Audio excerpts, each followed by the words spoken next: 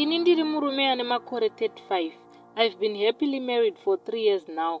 Ndine mwana 1 and we are expecting another one next year. Saka nyaya yangu yakamira yakadai.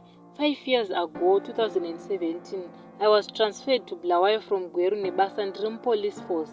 Ini am based in Gweru, so ndakasvika kuBulawayo ndokusvikoita musikanzwa yekufambidzana nemwana anga ari form 3 ane 17 years. Saka takatanga kuita musikanzwa tese, ende ndini munhurume wakatanga kuziva musikana uyu. So nyaya yacho yakasvika pakuzozikanwa nevabereki vake ndokuisvitsa kubasa kwangu. Ini nekuziva kuti mwana uyo was underage, ini ndiri munhu wemutemo, and nditoriwo nechigarowo kubasa.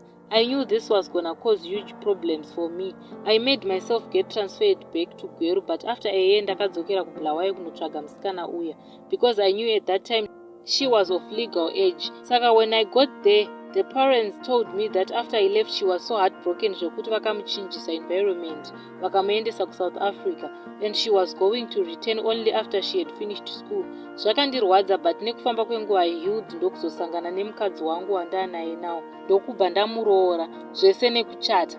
But honestly I never forgot about that girl. 3 months ago ndiri out nebasa kuHarare ndakasangana naye achifamba nekamwana kamukomana kakafanana neni, zvekuti at that very moment I knew kuti mwana ndewangu. But anyways, I did a DNA test and 2 weeks ago the results came back 99.9% mwana ndewangu.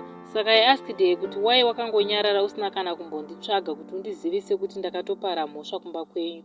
Akati she was scared of getting disowned by her parents because vakamuti she was too young to become someone's life.